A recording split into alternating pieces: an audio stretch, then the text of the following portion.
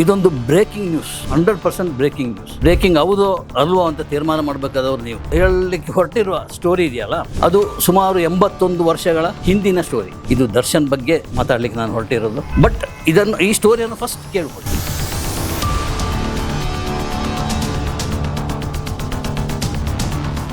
Flash ಬ್ಯಾಕ್ಗೆ ಹೋಗೋಣ. ಅಲ್ಲೊಬ್ಬ ತಮಿಳುನಾಡಿನಲ್ಲಿ ಒಬ್ಬ ಸೂಪರ್ ಸ್ಟಾರ್ ಇದ್ರು. ಅವರ ಹೆಸರು ಮಾಯಾವರಂ ಕೃಷ್ಣಸ್ವಾಮಿ ತ್ಯಾಗರಾಜ ಭಾಗವತರಂತ. ಇವರಿಗೆ ಅಪಾರವಾದ ಅಭಿಮಾನಿ ವರ್ಗ ಇದ್ರು. ಒಂದು ಸುದ್ದಿಯ ಪ್ರಕಾರ ಇವರು ಊಟ ಮಾಡ್ತಾ ಇದ್ದಿದ್ದು ಬಂಗಾರದ ತಟ್ಟೆಯಲ್ಲಿ. ಕೊಲೆಗೆ ಮೂಲ ಕಾರಣ ಕೃಷ್ಣಸ್ವಾಮಿ ಭಾಗವತರಂತ ಜಗಜ್ಜಾಹೀರಾಯಿತು. ಸೊ ಶಿಕ್ಷೆ ಮುಗಿದು ಹೊರಗೆ ಬರ್ತಾರೆ, ನಮ್ಮ ಮದರಸಿಗೆ ಬರ್ತಾರೆ. ಮದರಸಿ ಬಂದಾಗ ಏನಾಯಿತು? ದರ್ಶನ್ ಬಗ್ಗೆ ಮಾತಾಡಲಿಕ್ಕೆ ಹೊರಟವನು ಇದೇನು ದಿಢೀರಂತ 81 ವರ್ಷಗಳ ಹಿಂದಿನ ಈ ಕಥೆಯನ್ನು ನಾನು ನಿಮಗೆ ಯಾಕೆ ಹೇಳಿದೆ ಅಂತ ಹೇಳಿದರೆ, ವ್ಯಾಪ್ತಿ ಪ್ರದೇಶದಿಂದ ಹೊರಗೆ ಹೋಗಿರುವಂಥ ನಮ್ಮ ದರ್ಶನ್ ಕೂಡ ಇದೇ ಪರಿಸ್ಥಿತಿಗೆ ಬಲಿಪಶುವಾಗಿದ್ದಾರೆ.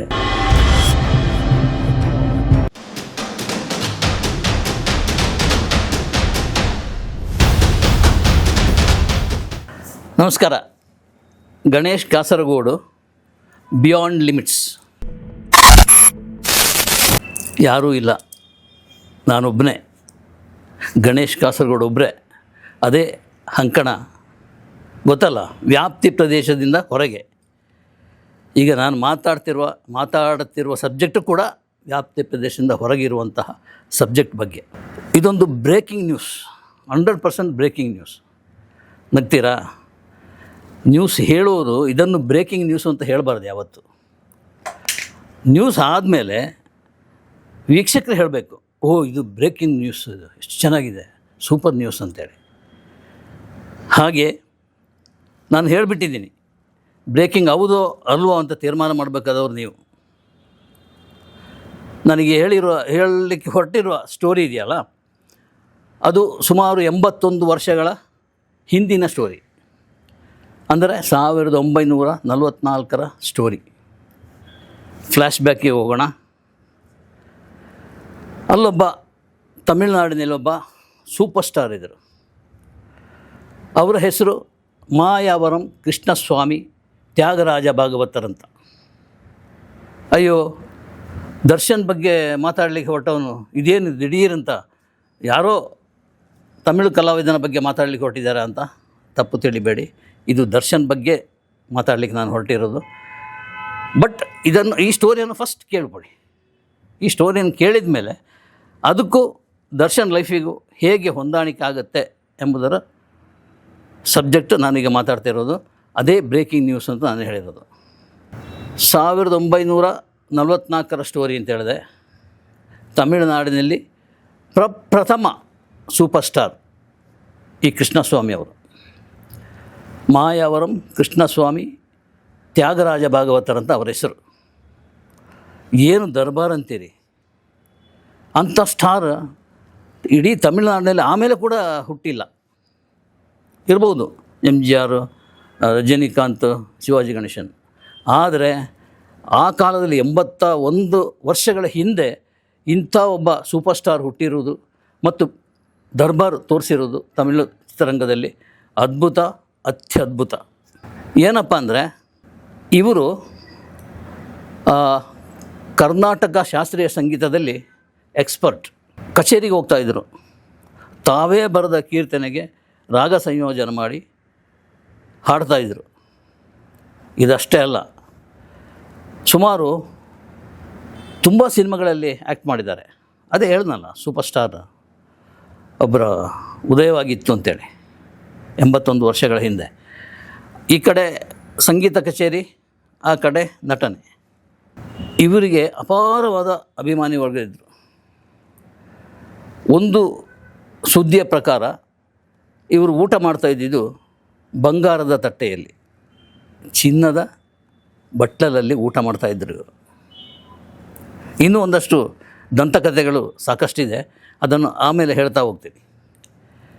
1934ರಿಂದ 1959 ತನಕ ಒಟ್ಟು 14 ತಮಿಳು ಸಿನಿಮಾಗಳಲ್ಲಿ ಆ್ಯಕ್ಟ್ ಮಾಡಿದ್ದಾರೆ ಈ ಭಾಗವತರು. ಇವುಗಳಲ್ಲಿ 10 ಸಿನಿಮಾ ಸೂಪರ್ ಡೂಪರ್ ಹಿಟ್. ಆ ಸಿನಿಮಾ ನೋಡಿದ ಪ್ರೇಕ್ಷಕರೆಲ್ಲ ಅಪ್ಪಟ ಅಭಿಮಾನಿಗಳಾಗ್ಬಿಟ್ರು ನಮ್ಮ ಈ ಭಾಗವತರಿಗೆ. ಅವರು ಎಂಥ ಚಲಾವಣೆಯಲ್ಲಿದ್ದ ನಾಯಕ ಅಂದರೆ ಎಲ್ಲರೂ ಅವರ ಕಾಲ್ಶೀಟ್ಗಾಗಿ ಕಾಯ್ತಾಯಿದ್ರು. ಅವ್ರ ಜೊತೆ ಇನ್ನೊಬ್ಬರು ಇದ್ದರು, NS ಕೃಷ್ಣ ಅಂತೇಳಿ. ನಮ್ಮಲ್ಲಿ ರಾಜ್ಕುಮಾರ್ ಜೊತೆ ನರಸಿಂಹರಾಜು ಇರಲಿಲ್ವಾ, ಅದೇ ಥರ ಈ ಭಾಗವತರ ಜೊತೆ NS ಕೃಷ್ಣ ಅಂತೇಳಿ ಕಾಮಿಡಿಯನ್, ಅಲ್ಲಿ ತಮಿಳ್ನಾಡಿನ ಖ್ಯಾತ ಕಾಮಿಡಿಯನ್ ಅವರು ಇರ್ತಾಯಿದ್ರು. ಆ ಜೋಡಿ ಅಂದರೆ ಸಿನಿಮಾ ಸೂಪರ್ ಹಿಟ್ ಅಂತೇಳಿ ಲೆಕ್ಕ. ನಮ್ಮ ಇಲ್ಲಿ ನರಸಿಂಹರಾಜವರ ಕಾಲ್ ಶೀಟ್ ತೊಗೊಂಡು ಆಮೇಲೆ ರಾಜ್ಕುಮಾರ್ ಅವರ ಕಾಲ್ ಶೀಟ್ ತೊಗೊಳ್ತಾ ಇದ್ದ ಒಂದು ಪ್ರತೀತಿ ಇದೆ. ಅಲ್ಲಿ ಹಾಗೇನಲ್ಲ, ಅಲ್ಲಿ ಅವ್ರ ಜೊತೆ ಈ ಜೋಡಿ ಇವರು NS ಕೃಷ್ಣ ಜೋಡಿ ಇದ್ದರೆ ಅದು ಸೂಪರ್ ಹಿಟ್ ಅಂತೇಳಿ ಲೆಕ್ಕ. ಭಾಗವತರ ಬಗ್ಗೆ ಹರಡಿರುವ ದಂತಕಥೆಗಳ ಒಂದು ಲಿಸ್ಟ್ ತೊಗೊಂಡ್ರೆ ನೋಡಿಲಿ, ದಿನ ಗುಲಾಬಿ ಹೂವಿನ ನೀರಿನಲ್ಲಿ ಸ್ನಾನ ಮಾಡ್ತಾಯಿದ್ರಂತೆ. ಗುಲಾಬಿ ಹೂವಿನ ನೀರಿನಲ್ಲಿ ಸ್ನಾನ. ಅಕಸ್ಮಾತ್ ಈ ಭಾಗವತರಿಗೆ ಮೀನು ತಿನ್ನಬೇಕು ಅಂತ ಆಸೆ ಆದರೆ ಫ್ಲೈಟಲ್ಲಿ ತಿರುಚಿಗೆ ಹೋಗಿ ಅಲ್ಲಿ ಮೀನು ಊಟ ಮಾಡ್ಕೊಂಡು ಬರ್ತಾಯಿದ್ದಂತೆ. ಮೊದಲೇ ಹೇಳಿದ್ದೆ, ಚಿನ್ನದ ಬಟ್ಟಲಲ್ಲಿ ಊಟ ಮಾಡ್ತಾಯಿದ್ರು ಅಂತೇಳಿ. ಅಕಸ್ಮಾತ್ ಅವರ ಸಹಾಯಕರು ಬೆಳ್ಳಿ ಬಟ್ಲ ಇನ್ನೊಂದು ಬಟ್ಲ ತಂದಿಟ್ಟಿದ್ರೆ ಅದನ್ನು ತೆಗೆದು ಬಿಸಾಡ್ತಿದ್ದರಂತೆ ಈ ಕೃಷ್ಣಸ್ವಾಮಿಯವರು. ಇಂಥ ಭಾಗವತರು, ಕೃಷ್ಣಸ್ವಾಮಿ ಭಾಗವತರಿಗೆ ದುರಹಂಕಾರ ಅಂಟಿದ್ದು ದೊಡ್ಡ ವಿಷಯನಲ್ಲ. ದಿನ ಬೆಳಗಾದರೆ ಸಾಕು ಅಭಿಮಾನಿಗಳು ಮನೆ ಮುಂದೆ ಕ್ಯೂ ನಿಲ್ತಾಯಿದ್ರು ನೋಡಲಿಕ್ಕೆ, ವಿಶ್ ಮಾಡಲಿಕ್ಕೆ. ಎಲ್ಲೇ ಹೋಗಲಿ ಅಭಿಮಾನಿಗಳ ಜೈಕಾರ ಇದ್ದೇ ಇರ್ತಿತ್ತು. ಆಮೇಲೆ ಇವರ ಜೊತೆ ಯಾರೋ ಒಬ್ಬ ಕ್ಯಾಮ್ರಾಮ್ಯಾನನ್ನು ಕರ್ಕೊಂಬಂದು ಫೋಟೋ ತೆಗೆಸೋದಾಗಲಿ, ಆಮೇಲೆ ಆಟೋಗ್ರಾಫ್ ಹಾಕೋದಾಗಲಿ, ಇದೆಲ್ಲ ಸಖತ್ತಾಗಿ ನಡೀತಾ ಇತ್ತು. ಜೀವ ಬಿಡ್ತಾಯಿದ್ರು ನಮ್ಮ ಅಭಿಮಾನಿಗಳು, ಅವರ ಅಭಿಮಾನಿಗಳು, ಕೃಷ್ಣ ಸ್ವಾಮಿ ಭಾಗವತರ ಅಭಿಮಾನಿಗಳು. ಹೀಗೆ ಆದರೆ ಒಂದು ಕಾಲ ಇದೆಯಲ್ಲ, ಆ ಕಾಲ ಬಂದಾಗ ಎಲ್ಲರೂ ತಲೆ ತಗ್ಗಿಸ್ಬೇಕು. ಅಂಥ ಕೃಷ್ಣಸ್ವಾಮಿ ಥಿಯೇಟ್ರಿಗೆ ಹೋಗಿ ಸಿನಿಮಾ ನೋಡ್ತಾ ಅಂತ ಹೇಳಿದರೆ, ಇಲ್ಲಿ ಈಗ ಯಾರು ಸ್ಟಾರ್ಗಳು ಸಿನಿಮಾ ಟಾಕೀಸಿಗೆ ಬರ್ತಾರೋ ಅದೆಲ್ಲ ಏನೂ ಅಲ್ಲ. ಅಷ್ಟು ಜನ ತುಂಬಿಡ್ತಾಯಿದ್ರು ಥಿಯೇಟ್ರಿನ ಒಳಗೂ ಹೊರಗೂ. ಅಹಂಕಾರ ಬರೋದಿರುತ್ತಾ? ಅಹಂಕಾರ ಬಂದರೂ ಪರವಾಗಿಲ್ಲ. ಈ ನಮ್ಮ ಕೃಷ್ಣಸ್ವಾಮಿ ಭಾಗವತರಿಗೆ ದುರಹಂಕಾರ ಬಂದುಬಿಡ್ತು. ದುರಹಂಕಾರ ಅಂದರೆ ತುಂಬ ಕೇರ್ಲೆಸ್. ಯಾರೇ ಬಂದು ಹೋದರೂ ಕೂಡ ಅವರನ್ನು ಹತ್ರ ಸೇರಿಸ್ತಾ ಇರಲಿಲ್ಲ. ಮಾತಾಡಬೇಕು ಅಂತ ಹೇಳಿದರೆ ಹತ್ರ ಸೇರಿಸ್ತಾ ಇರಲಿಲ್ಲ. ಏನೋ ದೊಡ್ಡಸ್ತಿಕೆ, ಮಾತುಕತೆ ಎಲ್ಲದು, ಮ್ಯಾನರಿಸಮ್ ಎಲ್ಲದರಲ್ಲಿ ಗೊತ್ತಾಗ್ತಾಯಿತ್ತು ಎಲ್ರಿಗೂ. ಆಗ ಅಲ್ಲಿ ಒಬ್ಬ ಹುಟ್ಟಿದ, ಒಬ್ಬ ಪತ್ರಕರ್ತ, ಒಬ್ಬ ಧೀರ ಪತ್ರಕರ್ತ. ಆತನ ಹೆಸರು ಲಕ್ಷ್ಮೀಕಾಂತ್ ಅಂತ. ಆ ಪತ್ರಕರ್ತ ಒಂದು ಟ್ಯಾಬ್ಲಾಯ್ಡ್ ಮ್ಯಾಗ್ಝಿನ್ ಮಾಡ್ತಾಯಿದ್ರು. ಆ ಕಾಲದಲ್ಲೇ ಟ್ಯಾಬ್ಲಾಯ್ಡ್ ಮ್ಯಾಗ್ಝಿನ್ ಮಾಡ್ತಾಯಿದ್ರು ಲಕ್ಷ್ಮೀಕಾಂತ್. ಆತನಿಗೆ ಇವನ ಈ ಸೂಪರ್ ಸ್ಟಾರ್ ವರ್ತನೆ ಇಡಿಸಲಿಲ್ಲ. ಒಬ್ಬ ಸೂಪರ್ ಸ್ಟಾರ್ ವಿರುದ್ಧ ಬರೆದರೆ ಜನ ಪತ್ರಿಕೆ ಓದ್ತಾರೆ ಎಂಬ ಒಂದು ನಂಬಿಕೆಯೂ ಇತ್ತು ಆತನಿಗೆ. ಸೊ ಅವನ ದುರಹಂಕಾರವನ್ನು ಕೂಡ ಇಳಿಸಬೇಕು ಎಂಬ ಹಠದಲ್ಲಿ ಪ್ರತಿ ಸಂಚಿಕೆಯಲ್ಲಿ ಅವನ ವಿರುದ್ಧ ಬರೀಲಿಕ್ಕೆ ಹೊರಟರು. ಕಾಲೆಳೆಯುವಂಥ ಸುದ್ದಿಗಳು, ನಮ್ಮ ಹಾಯ್ ಬೆಂಗಳೂರು ಆ ಟೋನ್ನಲ್ಲಿ ಬರಿತಾ ಹೋದ. ಇದನ್ನು ಸಹಿಸಲಿಕ್ಕಾಗಿಲ್ಲ ನಮ್ಮ ಭಾಗವತರಿಗೆ. ಭಾಗವತರು ಏನು ಮಾಡಿದರು, ಇದಕ್ಕೇನಾದರೂ ಮದ್ದು ಅರಿಬೇಕಲ್ಲಪ್ಪ, ಏನಾದರೂ ಯೋಚನೆ ಮಾಡಬೇಕಲ್ಲ ಅಂತ ಯೋಚನೆ ಮಾಡ್ತಾ ಯಾವ ಮಟ್ಟಕ್ಕೆ ಬಂದ್ರಂದರೆ,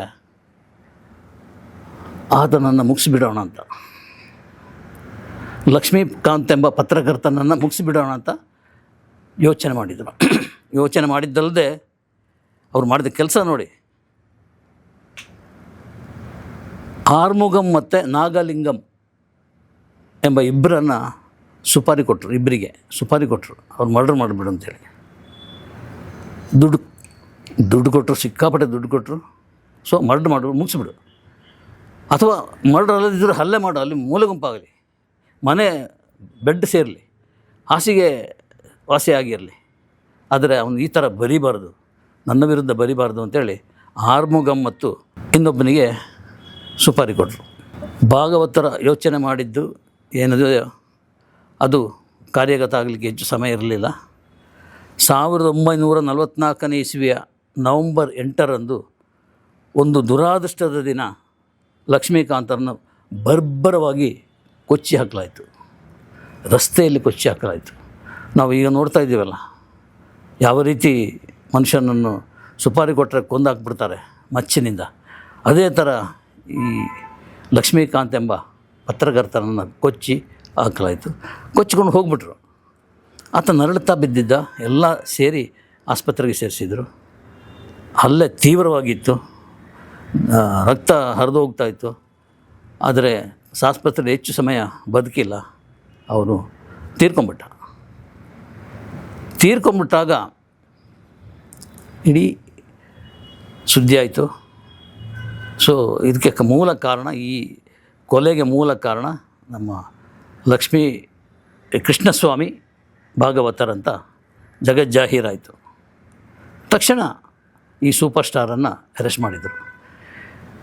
ಆಗ ಬ್ರಿಟಿಷರ ಕಾಲ, ಅವರನ್ನು ಇಲ್ಲಿ ಇಂಡಿಯಾದಲ್ಲಿ ಇಡೋದು ಹೇಗೆ ಅಂತ ಗೊತ್ತಾಗಿಲ್ಲ. ಬಟ್ ಏನಾದರೂ ಮಾಡಿ ಹೊರ ಜೈಲಿನಲ್ಲಿ ಇರಿಸಬೇಕು ಅಂತೇಳಿ ಅಂಡಮಾನ್ ಜೈಲಿಗೆ ಹಾಕಲಾಯಿತು. ಜೈಲಿಗೆ ಸುಮಾರು ಒಂದು ಶಿಕ್ಷೆ, ದೊಡ್ಡ ಶಿಕ್ಷೆ. ಆ ಶಿಕ್ಷೆ ಮುಗಿಸಿ ಬರಬೇಕಿದ್ದರೆ 30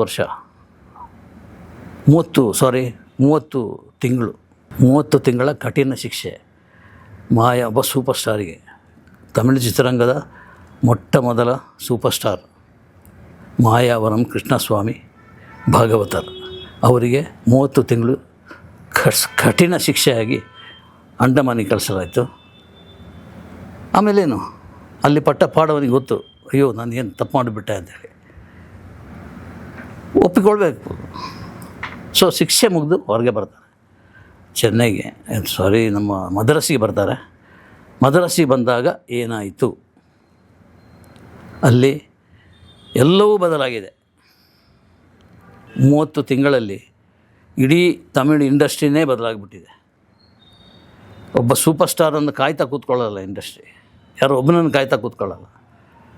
ಕೃಷ್ಣಸ್ವಾಮಿ ಜೈಲು ವಾಸಕ್ಕೆ ಹೋದ ಮೇಲೆ ಇಲ್ಲಿ ಬೇರೆ ಬೇರೆ ಥರದ ನಾಯಕರು ಎಲ್ಲ ಬರಲಿಕ್ಕೆ ಶುರು ಮಾಡಿದರು. ಅದರಲ್ಲಿ ಒಬ್ಬರು ಹೊನ್ನಪ್ಪ ಭಾಗವತ. ಇವರು ಭಾಗವತರೇ. ಇವರು ಬಿಟ್ಟು ಹೋದ ಜಾಗದಲ್ಲಿ ಹೊನ್ನಪ್ಪ ಭಾಗವತರಿಗೆ ಸೀಟ್ ಸಿಕ್ತು. ಅಂದರೆ ಹೊನ್ನಪ್ಪ ಭಾಗವತರು ಅಲ್ಲಿ ಸೆಟ್ಲಾದರು, ಆಗಿದ್ದರು. ಇವರು ಬರೋಷ್ಟರಲ್ಲಿ ವಯಸ್ಸಾಗಿತ್ತು, ಕಂಗಾಲಾಗಿದ್ದರು, ಕಣ್ಣಗುಡ್ಡೆ ಒಳಗೋಗಿತ್ತು, ಚರ್ಮ ಎಲ್ಲ ಸುಕ್ಕುಗಟ್ಟಿತ್ತು. ಅಂದರೆ ವಯಸ್ಸು ಅಂದರೆ 30 ತಿಂಗಳಲ್ಲಿ ದೊಡ್ಡ ವಯಸ್ಸಾಗೋದು ಅಂತೇಳಿಲ್ಲ, ಅವರು ಆಲ್ರೆಡಿ ವಯಸ್ಸಾಗಿತ್ತು, ಚರ್ಮ ಎಲ್ಲ ಜೋತು ಬಿದ್ದಿತ್ತು. ಇಂಡಸ್ಟ್ರಿಯಲ್ಲಿ ಯಾರೂ ಗುರುತಿಸಲಿಲ್ಲ, ಯಾರೂ ಕ್ಯಾರಿಯರ್ನಲ್ಲಿಲ್ಲ. ಸೊ ಕೃಷ್ಣಸ್ವಾಮಿ ಆ ಕೊರಗಿನಲ್ಲಿ ತೀರ್ಕೊಂಡ್ಬಿಡ್ತಾರೆ. ಇದು ನಾನು ನಿಮಗೆ ಹೇಳುವ ಸ್ಟೋರಿ. ಈಗ ನಾನು ಯಾಕೆ ಈ ಸ್ಟೋರಿ ಹೇಳಿದೆ, 81 ವರ್ಷಗಳ ಹಿಂದಿನ ಈ ಕಥೆಯನ್ನು ನಾನು ನಿಮಗೆ ಯಾಕೆ ಹೇಳಿದೆ ಅಂತ ಹೇಳಿದರೆ, ವ್ಯಾಪ್ತಿ ಪ್ರದೇಶದಿಂದ ಹೊರಗೆ ಹೋಗಿರುವಂಥ ದರ್ಶನ್ ಬಗ್ಗೆ ಹೇಳಲಿಕ್ಕೆ ಹೊರಟಿರೋದು. ಒಂದು ಮುನ್ನುಡಿಯಾಗಿ ಈ ಸ್ಟೋರಿಯನ್ನು ಹೇಳಿದೆ. ನಿಮಗೆ ಈ ಕಥೆಯನ್ನು ಕೇಳಿದ ಮೇಲೆ ನಮ್ಮ ದರ್ಶನ್ ಕೂಡ ಇದೇ ಪರಿಸ್ಥಿತಿಗೆ ಬಲಿಪಶು ಆಗಿದ್ದಾರೆ. ಬಲಿಪಶು ಅಂತ ಹೇಳಲಿಕ್ಕಾಗಲ್ಲ, ಅದು ಕೋರ್ಟು ತೀರ್ಮಾನ ಆಗಬೇಕು. ಇದೇ ಥರದ ವ್ಯವಸ್ಥೆಗೆ ಸಿಕ್ಕಾಕೊಂಡಿದ್ದಾರೆ ದರ್ಶನ್ ಕೂಡ ಎಂಬುದನ್ನು ಹೇಳಲಿಕ್ಕಾಗಿ ನಾನು ಈ ಕೃಷ್ಣಸ್ವಾಮಿಯವರ ಕಥೆಯನ್ನು ಹೇಳಿದ್ದೀನಿ. ಮೊನ್ನೆ ವಿಚಾರಣೆಗೆ ಬಂದಿದ್ದರಲ್ಲ ದರ್ಶನ್ ಅವರು, ಎಲ್ಲರೂ ನೋಡಿದ್ದಾರೆ. ಅಷ್ಟೊಂದು ಜನ ಸೇರಿದ್ದಾರೆ ಅಭಿಮಾನಿ. ಯಾರು ಬಿಟ್ಟಾಕಿದರೂ ದರ್ಶನ್ ಅವರನ್ನು ಅಭಿಮಾನಿಗಳು ಬಿಟ್ಟಾಕಲ್ಲ. ಅಲ್ಲಿ ತುಳುಕ್ತಿದ್ದಂಥ ಅಭಿಮಾನಿಗಳ ಸಮೂಹನ ನೋಡಿದರೆ, ಏನಪ್ಪ ಇದು ಕೋರ್ಟಾ, ಇದು ಶಿಕ್ಷೆ ಕೊಡಲಿಕ್ಕೆ ಇರುವಂಥ ಜಾಗನ, ಇದು ಏನು, ಯಾಕೆ ಹೀಗೆ ಅಂತ ಅನ್ನಿಸ್ತಾಯಿತ್ತು. ಅದೆಲ್ಲದಕ್ಕಿಂತ ಹೆಚ್ಚಾಗಿ ದರ್ಶನ್ ಅವರ ಮುಖವನ್ನು ನೋಡಲಿಕ್ಕೆ ಆಗ್ತಾ ಇರಲಿಲ್ಲ. ಇದರ ಹಿಂದಿನ ವಿಚಾರಣೆಗೆ ಬಂದಾಗ ಅವರು ಇದು ದರ್ಶನ್ ಅಂತ ಗುರುತಿಸಬಹುದಾಗಿತ್ತು. ಆದರೆ ಒಂದು ಮಾಸ್ಕ್ ಹಾಕ್ಕೊಂಡು ಒಂದು ಕುಂಕುಮದ ಬೊಟ್ಟಿಟ್ಕೊಂಡು ಬಂದ ಆ ದರ್ಶನನ್ನು ನೋಡ್ತಾ ಇದ್ದರೆ ನಮಗೆ ಅಯ್ಯೋ ಎಂಥ ಕೆಲಸ ಮಾಡಿಬಿಟ್ರಪ್ಪ ಈ ದರ್ಶನ್, ಈ ಸೂಪರ್ ಸ್ಟಾರ್ ಎಂಥ ಬದುಕನ್ನು ಹಾಳು ಮಾಡಿಬಿಟ್ರು ಅಂತ ಅನಿಸಿದ್ದು ಸಹಜ. ಎಲ್ರಿಗೂ ಅನಿಸುತ್ತೆ. ದರ್ಶನ್ ಅವರ ವಿರೋಧಿಗಳಿಗೂ ಅನಿಸುತ್ತೆ, ಚೆ ಇಂಥಪ್ಪ ಸೂಪರ್ ಸ್ಟಾರ್ ಈ ಥರ ಆಗಬಾರ್ದಿತ್ತು ಅಂತೇಳಿ. ಕಾಲ ಒಂದು ಸುತ್ತು ತಿರುಗಿದೆ. ದರ್ಶನ್ ಈಗ ಹಳೆಯ ಲೈಫನ್ನು ನೆನಪು ಮಾಡ್ತಾ ಇರ್ಬೋದು. ಪರಪ್ಪನ ಅಗ್ರಹಾರ ಜೈಲಿನಲ್ಲಿರುವಂಥ ದರ್ಶನ್ ಈಗ ಏನು ಯೋಚನೆ ಮಾಡ್ತಾ ಇರ್ಬೋದು, ತಪ್ಪು ಮಾಡಿಬಿಟ್ಟೆ ಅಂತ ಅನಿಸುತ್ತಾ, ಇದಾಗಬಾರ್ದಿತ್ತು ಅಂತ ಅನಿಸುತ್ತಾ, ಎಂಥ ಒಂದು ವಿಷಯಗಳಿಗೆಯಲ್ಲಿ ನಾನು ಏನೋ ಮಾಡಿಬಿಟ್ಟೆ ಅಂತ ಪಶ್ಚಾತ್ತಾಪನ. ಹೇಗೆ ದರ್ಶನ್ ಅವರ ಭಾವನೆಗಳನ್ನು ನಾವು ಹೇಗೆ ವ್ಯಕ್ತ ಮಾಡಲಿಕ್ಕೆ ಸಾಧ್ಯ? ಅವರು ಯಾರ ಥರ ಹೇಳ್ಕೊಳ್ತಾರೆ, ಅದನ್ನು ಹೇಳ್ಕೊಳ್ಳಿಕ್ಕಾಗಲ್ಲ. ಅಂಥ ಪರಿಸ್ಥಿತಿ, ಅಂಥ ದುಸ್ಥಿತಿಯಲ್ಲಿ ದರ್ಶನ್ ಅವರು ಇದ್ದಾರೆ. ಒಂದು ದಿಂಬು, ಒಂದು ಹಾಸಿಗೆ, ಏನು ತಿಂಗಳುಗಟ್ಟಲೆಯಿಂದ ನಾವು ಸುದ್ದಿ ನೋಡ್ತಾ ಇದ್ವಿ. ಒಂದು ರಿಕ್ವೆಸ್ಟ್ ಮಾಡಿ ಅವರಿಗೆ ಸಿಗಲಿಲ್ಲ ಅಂದರೆ ಎಂಥ ದುರಾದೃಷ್ಟವಂತ. ಸರಿ, ತನಗೆ ತಾನೇ ಮಾಡ್ಕೊಂಡಿರೋದು ಅದು, ಯಾರೂ ಅದನ್ನು ಹಲ್ಲಗಳಿಗೆ ಆಗಲ್ಲ. ಹಾಗೆ ಅಂತ ತೀರ್ಪು ಬಂದಿಲ್ಲ ಇನ್ನೂ. ತೀರ್ಪಿನ ದಾರಿ ದೂರ ಇದೆ. ದೂರ ಅಂದರೆ ಎಷ್ಟು? 1 ವರ್ಷ, 2 ವರ್ಷ? ಚೆ ನಾನು ಕಣ್ಣಾರೆ ನೋಡಿದ ವಿಷಯನ ಹೇಳ್ತಾ ಇದ್ದೀನಿ. RR ನಗರದ ದರ್ಶನ್ ಅವರ ಮನೆಯಲ್ಲಿ, ಅಂದರೆ ತೂಗುದೀಪ ಅಂತ ಮನೆ ಹೆಸರು, ಅಲ್ಲಿ ಒಂದು ಸಲ ಹೋಗಿದ್ದೆ. ಹೀಗೆ ಎಲ್ಲ ಅಲ್ಲಿ ಸುತ್ತಾಟ ನೋಡ್ತಾಗ ಅವರ ಬೆಡ್ರೂಮು ಕಾಣ್ತು ನನಗೆ. ಆ ಬೆಡ್ರೂಮ್ನಲ್ಲಿ ಅದೇನು ಲಕ್ಸುರಿ, ಎಷ್ಟು ಲಕ್ಷದ ದಿಂಬಾಗಿರಲಿ, ಹಾಸಿಗೆ ಆಗಿರಲಿ, ಮಂಚ ಆಗಿರಲಿ, ರಾಜ ದರ್ಬಾರ್. ಒಂದು ದಿಂಬಿಗೆ ಅಂಗಲಾಚಬೇಕಿತ್ತ? ಈ ಪರಿಸ್ಥಿತಿಗೆ ಯಾಕೆ ತಮಗೆ ತಾವೇ ತಗೊಂಡ್ರು? ಅಯ್ಯೋ ಅನ್ಸುತ್ತಾನ. ಇದು ಅವರು ಮಾಡಿರುವ ಅಪರಾಧಿಯೋ ಅದಲ್ಲ, ಈಗ ಆರೋಪಿ ಅಷ್ಟೇ. ಕೋರ್ಟ್ ಏನು ಹೇಳುತ್ತೆ, ಕೋರ್ಟ್ ತೀರ್ಪು ಏನು ಬೀಳುತ್ತೆ, ಅದರ ಮೇಲೆ ಉಳಿದೆಲ್ಲ ನಿಂತಿರೋದು. ಇಂಥ ಸ್ಥಿತಿ ಬರಬೇಕಾಗಿತ್ತ? ನನಗೆ ಪೊರ್ಕಿ ಸಿನಿಮಾದ ನೆನಪಾಗ್ತಾಯಿದೆ, ಶೂಟಿಂಗ್ ನೆನಪಾಗ್ತಾಯಿದೆ.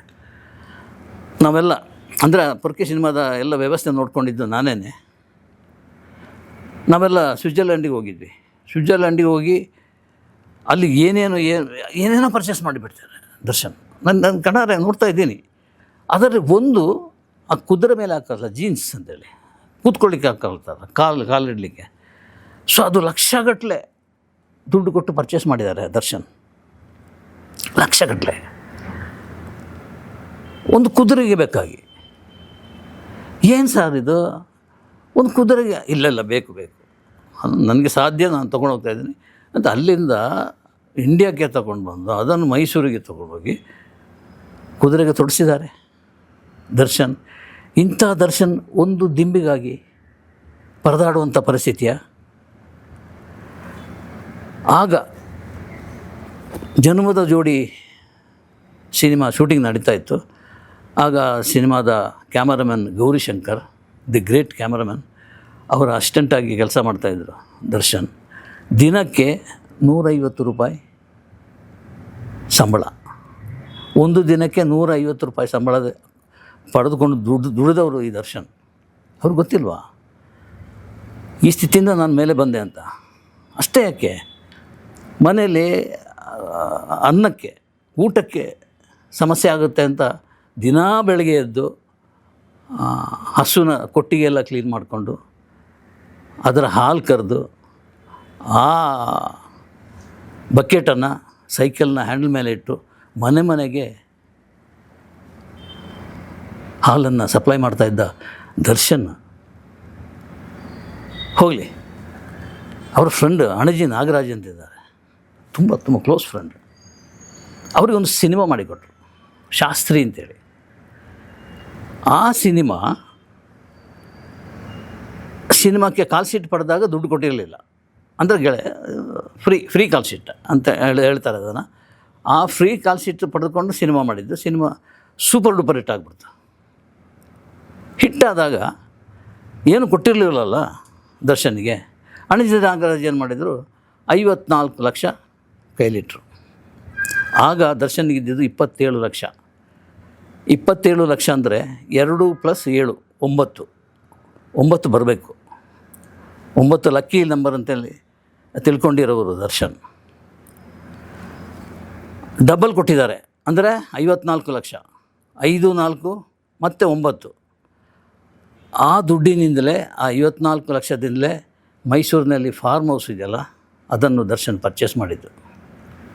ಇವತ್ತು ಆ ದೊಡ್ಡ ಫಾರ್ಮ್ ಹೌಸ್, ಅದಕ್ಕೆ ಮಗನ ಹೆಸರೇನೋ ಇಟ್ಟಿದ್ದಾರೆ ದರ್ಶನ್ ಅವರು, ವಿನೀತ್ ಗೆಸ್ಟ್ ಹೌಸ ಫಾರ್ಮ್ ಹೌಸ್ ಅಂತ ಹಾಗೇನು ಹೆಸರಿಟ್ಟಿದ್ದಾರೆ.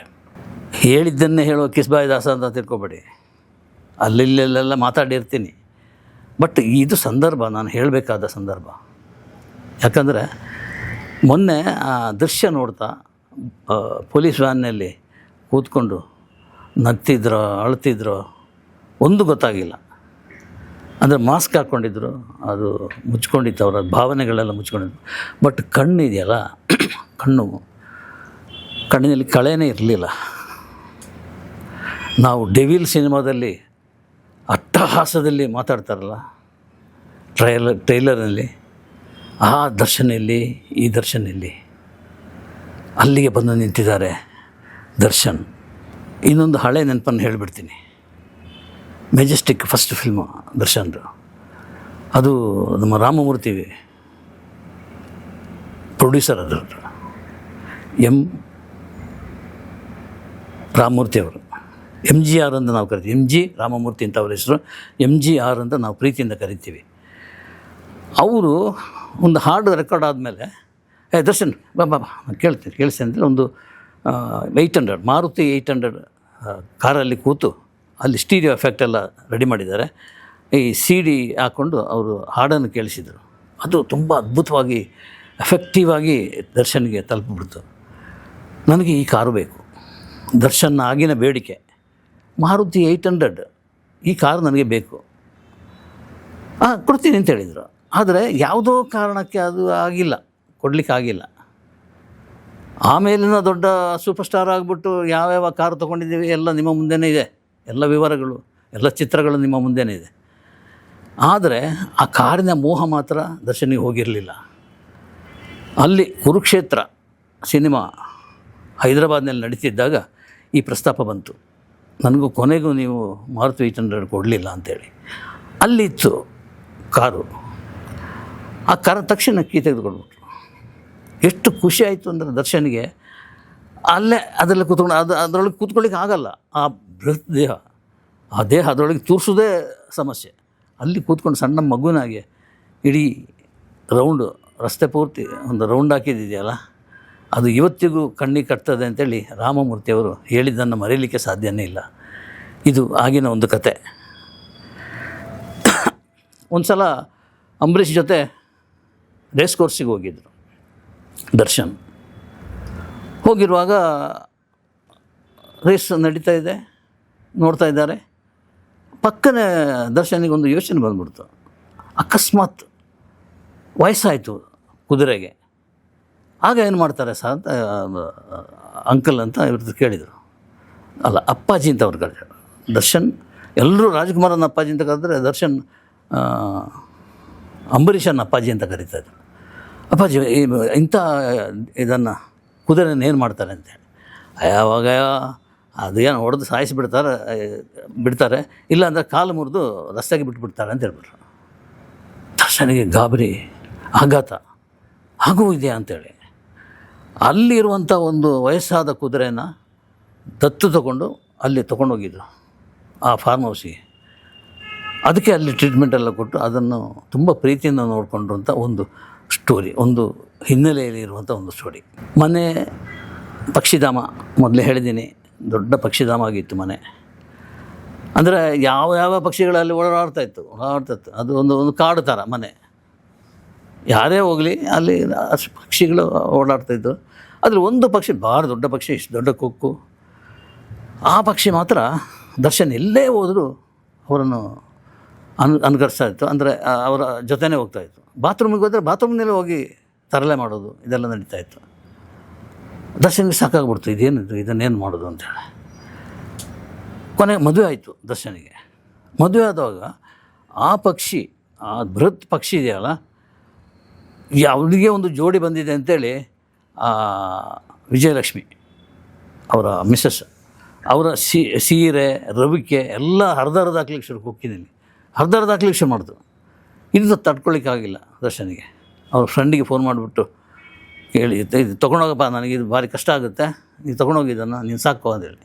ಅವನು ಅದನ್ನು ತೊಗೊಂಡೋದ ಮೇಲೆ ಒಂದು 2-3 ತಿಂಗಳು ಕಳೆದ್ರೂ ಅವನಿಂದ ಸುದ್ದಿ ಇಲ್ಲ. ಏನಾದರೂ ತೀಟೆ ಮಾಡ್ತಾಯಿದ್ರೆ ಫೋನ್ ಮಾಡಿ ಹೇಳ್ಬೋದಿತ್ತು, ಅದು ಮಾಡಿಲ್ಲ. ಈಗ ಫೋನ್ ಮಾಡಿದ್ರು ದರ್ಶನ್, ಯಾಕಪ್ಪ ಹೇಗಿದೆ ನಮ್ಮ ಫ್ರೆಂಡ್ ಹೇಗಿದೆ ಅಂತೇಳಿ. ಹಾಗೆ ಹೇಳ್ದ. ಅದಕ್ಕೆ ನಾನೊಂದು ಕೆಲಸ ಮಾಡಿದೆ, ಒಂದು ಹೆಣ್ಣು ಪಕ್ಷಿ ಅಂತ ತೊಗೊಂಡು ಬಂದೆ ಅದಕ್ಕೆ ಜೊತೆಗಾಗಲಿಕ್ಕೆ. ಸೊ ಅದು ಜೊತೆ ಸೇರಿದ ಮೇಲೆ ಅದು ಗಲಾಟೆ ಮಾಡೋದು ನಿಂತೋಯ್ತು ಅಂತೇಳಿ. ಆಗ ದರ್ಶನಿಗೆ ಅನಿಸಿದೆ ಅಂದರೆ, ಈ ಪಕ್ಷಿ ವಿಜಯಲಕ್ಷ್ಮಿ ಅವರ ಸೀರೆ ಮತ್ತು ರವಿಕೆಯನ್ನು ಕೊಕ್ಕಿನಲ್ಲಿ ಇದು ಮಾಡಿ ಅರ್ಧ ಆಗ್ತಾಯಿತ್ತು. ಅದು ಯಾಕೆ ಅಂದರೆ, ದರ್ಶನಿಗೆ ಒಬ್ಬರು ಹೆಣ್ಣು ಬಂದಿದ್ದಾರೆ, ಒಂದು ಮಡದಿ ಬಂದಿದ್ದಾರೆ. ಸೊ ನಾನು ಒಂಟಿಯಾಗಿದ್ದೇನೆ ಎಂಬ ಭಾವನೆಯಿಂದ ಆ ಥರ ಮಾಡ್ತಾಯಿತ್ತು, ಅಸೂಯೆಯಿಂದ ಮಾಡ್ತಾಯಿತ್ತು ಅಂತೇಳಿ ಆ ಫ್ರೆಂಡ್ ಹೇಳಿದ್ರಂತೆ. ಇದು ನಡೆದಿರೋದು. ಯಾವ ಕಾಲ ನಮ್ಮ ಮೆಜೆಸ್ಟಿಕ್ ಸಿನಿಮಾ ಇದೆಯಲ್ಲ, ಅದು ರಿಲೀಸ್ ಆದಾಗ ನೀವು ನಂಬಲಿಕ್ಕಿಲ್ಲ, ಅದರ ಪೋಸ್ಟರ್ನ ಅಂಟಿಸಿದ್ದು ಇದೇ ದರ್ಶನ್. ಗೋಡೆಗೆ ಬೆಂಗಳೂರಿನ ಗೋಡೆಗೆ ಹೋಗಿ ಅಂಟಿಸಿದ್ದು, ಗಮ್ ಹಾಕಿ ಅದನ್ನು ಅಂಟಿಸಿದ್ದು ಇದೇ ದರ್ಶನ್. ನೋಡಿ ಎಲ್ಲಿಂದ ಎಲ್ಲಿಗೆ ಬಂದ್ಬಿಟ್ರು. 1 ಲಕ್ಷ ರೂಪಾಯಿ ಸಂಭಾವನೆ ಪಡೀಲಿಕ್ಕೆ 9 ಸಿನಿಮಾ ಆ್ಯಕ್ಟ್ ಮಾಡಬೇಕಾಗಿತ್ತು.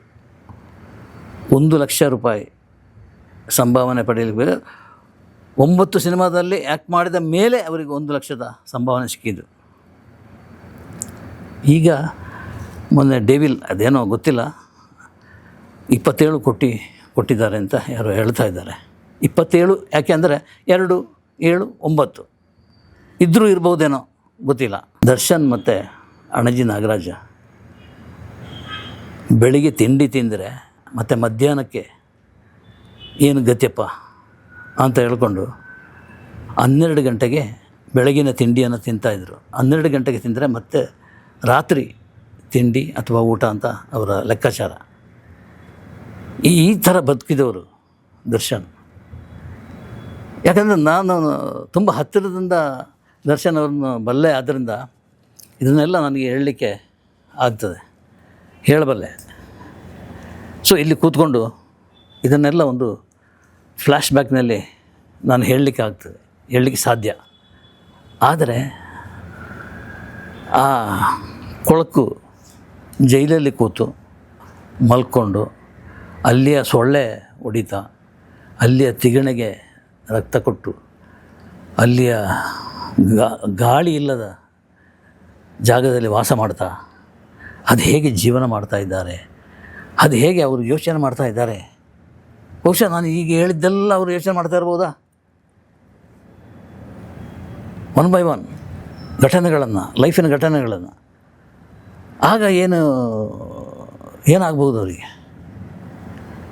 ಒಂದು ಸಲ 1-2-3 ಗಂಟೆಗೆ ಕಾಲ ಒಂದು ಫ್ರೀ ಆಗಿದ್ದೀರಾ ಅಂತ ಇಲ್ಲಿ ವಿಚಾರಣೆಗೆ ಬರುವಾಗ, ಅಂದರೆ ಜೈಲಿಂದ ಹೊರಗೆ ಬಂದಾಗ 1-2-3 ಗಂಟೆಗಳ ಕಾಲ, ಅದೇನು ಅವರ ಸ್ವಾತಂತ್ರ್ಯ? ಹಾಗಿದ್ದರೆ ಏನಾಗ್ಬೋದು? ಅಕಸ್ಮಾತ್ ಜೀವಾವಧಿ ಶಿಕ್ಷೆ ಏನಾದರೂ ಆಗೋದಿದ್ದರೆ ಅದು 14 ವರ್ಷಗಳ ಕಠಿಣ ಶಿಕ್ಷೆ. ತೀರ್ಪು ಬಂದಿಲ್ಲ, ಆಗೋದಿದ್ದರೆ ಅಂತ ಒಂದು ಕಲ್ಪನೆ ಅಷ್ಟೇ. ಆಗೋದಿದ್ದರೆ ಮುಂದೆ ಏನಾಗ್ಬೋದು ಅಂತ ಯೋಚನೆ ಮಾಡ್ತಾಯಿದ್ರೆ ತುಂಬ ಬೇಜಾರಾಗುತ್ತೆ. 14 ವರ್ಷ ಜೈಲಲ್ಲಿ, ಈಗ 50 ವರ್ಷ ಅಂತೇಳಿ ಇಟ್ಕೊಳ್ಳೋಣ ದರ್ಶನ್ಗೆ, ಅಥವಾ 48, 49, 50 ಅದರ ಮಧ್ಯೆ ಪ್ಲಸ್ 14 ವರ್ಷ ವಯಸ್ಸಾಗಿರ್ತದೆ. ವಯಸ್ಸಾಗಿ ಹೊರಗೆ ಬಂದಾಗ ಗಾಂಧಿನಗರ ಹೇಗಿರ್ತದೆ, ಕನ್ನಡ ಚಿತ್ರರಂಗ ಹೇಗಿರ್ತದೆ 14 ವರ್ಷಗಳ ನಂತರ ಹೇಳಲಿಕ್ಕಾಗಲ್ಲ ಹೇಗಿರುತ್ತೆ ಅಂತೇಳಿ. ಈಗ ಡಿ ಬಾಸ್ ಅಂತೇಳಿ ಹೇಳ್ತಾ ಇದ್ದಾರೆ ಅಭಿಮಾನಿಗಳು. ಅವರಿಗೂ 14 ವರ್ಷ ಹೆಚ್ಚು ವಯಸ್ಸಾಗಿರ್ತದೆ. ಅವರು ಕೂಡ ಈ ಹುಡುಗರಾಗಿದ್ದವರೆಲ್ಲ ವಯಸ್ಸಂದರೆ ವಯಸ್ಸಿಗೆ ಬಂದು ಮದುವೆಯಾಗಿ ಮಕ್ಕಳಾಗಿ ಸಂಸಾರ ತಾಪತ್ರಯ, ಕೌಟುಂಬಿಕ ಸಮಸ್ಯೆ ಇಲ್ಲೆಲ್ಲ ಸಿಕ್ಕಾಕೊಂಡಾಗ ಈ ದರ್ಶನ್ ನೆನಪಾಗ್ತಾರ? ಆಗಲೂ ಡಿ ಬಾಸ್ ಅಂತ ಕರೆಯೋರು ಇರ್ತಾರ? ನಾನು ಅದಕ್ಕೆ ಹೇಳಿದ್ದು, ದರ್ಶನ್ ಮಾತ್ರ ಅಲ್ಲ, ನಾನು ಆರಂಭದಲ್ಲಿ ಹೇಳಿದ್ನಲ್ಲ ಕೃಷ್ಣಸ್ವಾಮಿ ಭಾಗವತರ, ಅವರು ಬಂದಾಗಲೂ ಹೀಗೇ ಆಗಿರೋದು. ಅದು ಕೇವಲ 30 ತಿಂಗಳಲ್ಲಿ ಅಂತರದಲ್ಲಿ ನಡೆದ ಘಟನೆ. ಇದು ಅಕಸ್ಮಾತ್ 14 ವರ್ಷದ ಜೀವಾವಧಿ ಶಿಕ್ಷೆನೇ ಆಗೋದಿದ್ದರೆ ಏನಾಗಬಹುದು? ಒಂದು ಕಲ್ಪನೆ ಇದೆಯಲ್ಲ, ಅದನ್ನು ಊಹಿಸುವುದು ಕಷ್ಟ. ಜೀವಾವಧಿ ಶಿಕ್ಷೆ ಆಗಿಬಿಡ್ತು, ದರ್ಶನ್ 14 ವರ್ಷ ಜೈಲಲ್ಲೇ ಇರಬೇಕಾಯಿತು ಅಂಥ ಸಂದರ್ಭ ಬಂದಾಗ ಜೈಲಲ್ಲಿ ಕೂತು ಹೇಗೆ ಕೆಲವೇ ಒಂದು ವರ್ಷ, 1.5 ವರ್ಷ ಅಥವಾ 2 ವರ್ಷ ಏನೋ ಆಗಿದ್ದಿರಲಿ, ಅವ್ರು ನೋಡಲಿಕ್ಕೆ ಆಗ್ತಾಯಿಲ್ಲ, ಸರಿಯಾಗಿ ಊಟ ತಿಂಡಿ ಇಲ್ಲ. ಅದು ಜೈಲು ಊಟ ಮಾಡಬೇಕು, ಅದು ಪಥ್ಯ ಆಗಲ್ಲ. ಅದರ ಮಧ್ಯೆ ನಿದ್ದೆ ಇಲ್ಲ,